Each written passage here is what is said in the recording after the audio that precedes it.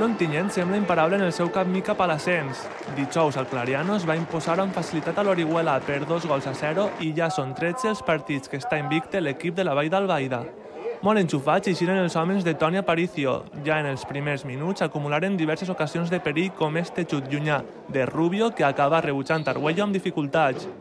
O esta rematada després d'un córner que no es convertí en el primer gol local per poc.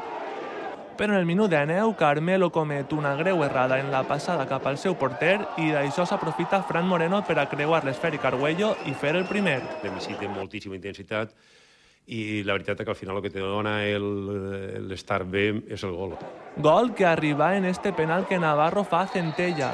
L'encarregat de llançar-lo fou Rubio, que enganya totalment al meta oriolà per a marcar el segon.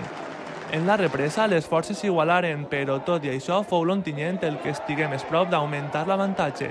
Si el Ontinyent necesita hoy marcar goles para algo, nos mete hasta que tenga ganas.